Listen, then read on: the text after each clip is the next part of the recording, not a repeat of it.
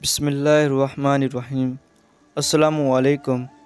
ایک دفعہ ایک عیسائی بادشاہ نے چند سوالات لکھ کر حضرت عمر رضی اللہ تعالیٰ عنہ کے پاس بھیجے اور ان کے جوابات آسمانی کتابوں کی روح سے دینے کا مطالبہ کیا۔ ان میں سے ایک سوال تھا کہ وہ کون سی قبر ہے جس کا مردہ بھی زندہ اور قبر بھی زندہ، اور قبر اپنے مدفون کو سیر کراتی پھرتی تھی۔ پھر وہ مردہ قبر سے باہر نکل کر کچھ عرصہ زندہ رہ کر وفات پایا۔ حضرت عمر رضی اللہ تعالیٰ عنہ نے حضرت عبداللہ بن عباس رضی اللہ تعالیٰ عنہ کو فرمایا کہ ان سوالات کے جوابات لکھ دیں۔ حضرت عبداللہ رضی اللہ تعالیٰ عنہ نے اس سوال کا جواب تحریر فرمایا۔ وہ قبر جس کا مردہ بھی زندہ اور قبر بھی زندہ، وہ مردہ حضرت یونس علیہ السلام تھے، اور ان کی قبر مچھلی تھی جو ان کو پیٹ میں رکھے جگہ جگہ پھرتی تھی، یعنی سیر کراتی تھی۔ حضرت یونس علیہ السلام اللہ کے حکم سے مچھلی کے پیٹ سے باہر آ کر عرصہ تک حیات رہے، پھر وفات پائی۔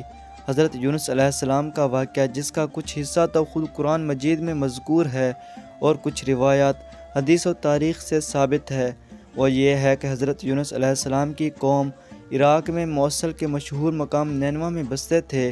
ان کی تعداد قرآن کریم میں 1,00,000 سے زیادہ بتائی ہے۔ ان کی ہدایت کے لیے اللہ تعالیٰ نے یونس علیہ السلام کو بھیجا، انہوں نے ایمان لانے سے انکار کیا۔ حق تعالیٰ نے یونس علیہ السلام کو حکم دیا کہ ان لوگوں کو آگاہ کر دو کہ 3 دن کے اندر اندر تم پر عذاب آنے والا ہے۔ حضرت یونس علیہ السلام نے قوم میں اس کا اعلان کر دیا۔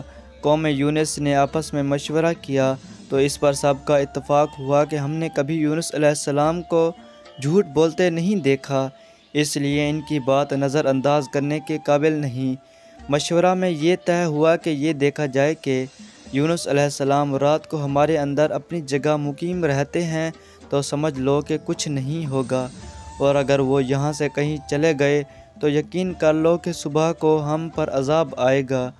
حضرت یونس علیہ السلام با ارشاد خداوندی رات کو اس بستی سے نکل گئے۔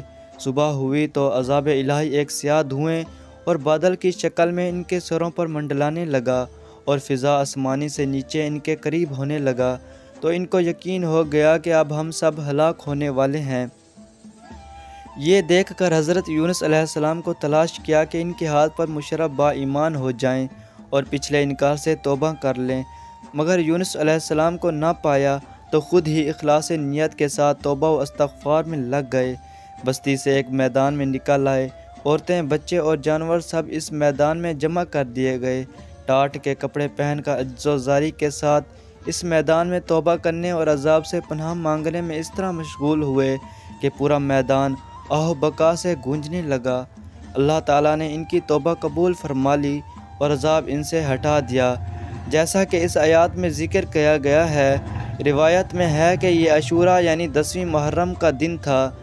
ادھر حضرت یونس علیہ السلام بستی سے باہر اس انتظار میں تھے کہ اب اس قوم پر عذاب نازل ہوگا۔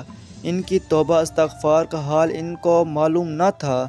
جب عذاب ٹل گیا تو ان کو فکر ہوئی کہ مجھے جھوٹا قرار دیا جائے گا، کیونکہ میں نے اعلان کیا تھا کہ 3 دن کے اندر عذاب آ جائے گا۔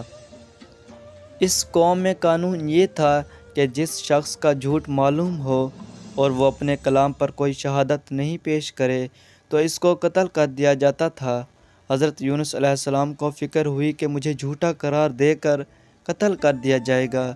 انبیاء علیہ السلام ہر گناہ و معصیت سے معصوم ہوتے ہیں، مگر انسانی فطرت و طبیعت سے جدا نہیں ہوتے۔ اس وقت یونس علیہ السلام کو طبی طور پر یہ ملال ہوا کہ میں نے باحکم الہی اعلان کیا تھا، اور اب میں اعلان کی وجہ سے جھوٹا قرار دیا جاؤں گا، اپنی جگہ واپس جاؤں کس منہ سے جاؤں، اور قوم کے قانون کے مطابق گردن زنی بنوں۔ اس رنج و غم اور پریشانی کے عالم میں اس شہر سے نکل جانے کا ارادہ کر کے چل دیے، یہاں تک کہ بحر روم کے کنارہ پر پہنچ گئے۔ وہاں ایک کشتی دیکھی جس میں لوگ سوار ہو رہے تھے۔ حضرت یونس علیہ السلام کو ان لوگوں نے پہچان لیا اور بغیر کرایہ کے سوار کر لیا۔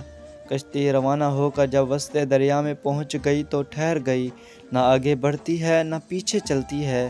کشتی والوں نے منادی کی کہ ہماری اس کشتی منجانب اللہ یہی شان ہے کہ جب اس میں کوئی ظالم گناہگار یا بھاگا ہوا غلام سوار ہو جاتا ہے تو یہ کشتی خود بخود رک جاتی ہے۔ اس آدمی کو ظاہر کر دینا چاہیے تاکہ ایک آدمی کی وجہ سے صبر مصیبت نہ آئے۔ حضرت یونس علیہ السلام بول اٹھے کہ وہ بھاگا ہوا غلام گنہگار میں ہوں، کیونکہ اپنے شہر سے غائب ہو کر کشتی میں سوار ہوا۔ ایک طبی خوف کی وجہ سے تھا، وہ اذن الہی یہ تھا۔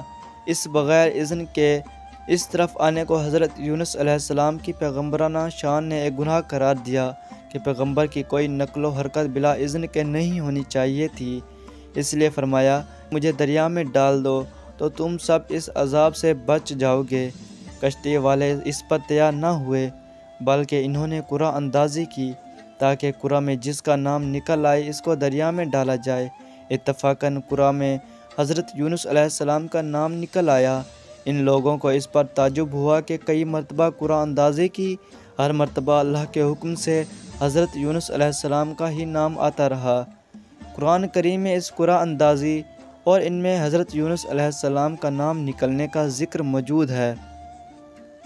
حضرت یونس علیہ السلام کے ساتھ حق تعالیٰ کا یہ معاملہ ان کے مخصوص پیغمبرانہ مقام کی وجہ سے تھا۔ اگرچہ انہوں نے اللہ کے کسی حکم کی خلاف ورزی نہیں کی تھی جس کو گناہ اور معصیت کہا جاتا ہے، اور کسی پیغمبر سے اس کا امکان نہیں کیونکہ وہ معصوم ہوتے ہیں، لیکن پیغمبر کے مقام بلند کے مناسب نہ تھا کہ محض خوف طبی سے کسی جگہ بغیر اذن خداوندی منتقل ہو جائیں۔ اس خلاف شان عمل پر بطور عطا پر یہ معاملہ کیا گیا۔ اس طرف قرعہ میں نام نکل کر دریا میں ڈالے جانے کا فیصلہ ہو رہا تھا، دوسری طرف ایک بہت بڑی مچھلی باحکم خداوندی کشتی کے قریب منہ پھیلائے ہوئے موجود تھی۔ یہ دریا میں آئیں تو ان کو اپنے پیٹ میں جگہ دے، جس کو حق تعالیٰ نے پہلے سے حکم دے رکھا تھا کہ یونس علیہ السلام کا جسم جو تیرے پیٹ کے اندر رکھا جائے گا، یہ تیری غذا نہیں بلکہ ہم نے تیرے پیٹ کو ان کا مسکن بنایا ہے۔ یونس علیہ السلام دریا میں گئے تو فوراً اس مچھلی نے منہ میں لے لیا۔ حضرت عبداللہ بن مسعود رضی اللہ تعالیٰ عنہ نے فرمایا کہ حضرت یونس علیہ السلام اس مچھلی کے پیٹ میں 40 روز رہے۔ یہ ان کو زمین کی تہہ تک لے جاتی اور دور دراز کی مسافتوں میں پھراتی رہی۔ بعض حضرات نے 7، بعض نے 5 دن اور بعض نے 1 دن کے چند گھنٹے مچھلی کے پیٹ میں رہنے کی مدت بتائی ہے۔ حقیقت حال حق تعالیٰ کو معلوم ہے۔ اس حالت میں حضرت یونس علیہ السلام نے یہ دعا کی، لا الہ الا انت سبحانک انی کنت من الظالمین۔ اللہ تعالیٰ نے اس دعا کو قبول فرما لیا اور بالکل صحیح و سالم یونس علیہ السلام کو دریا کے کنارے پر ڈال دیا۔ مچھلی کے پیٹ کی گرمی سے ان کے بدن پر کوئی بال نہ رہا تھا۔ اللہ تعالیٰ نے ان کے قریب ایک کدو کا درخت اگا دیا، جس کے پتوں کا سایہ بھی حضرت یونس علیہ السلام کے لیے ایک راحت بن گئی، اور ایک جنگلی بکری کو اللہ تعالیٰ نے اشارہ فرما دیا کہ وہ صبح و شام ان کے پاس آ کھڑی ہوتی اور وہ اس کا دودھ پی لیتے تھے۔ اس طرح حضرت یونس علیہ السلام کو اس لغزش پر تنبیہ بھی ہو گئی، اور بعد میں ان کی قوم کو بھی پورا حال معلوم ہو گیا۔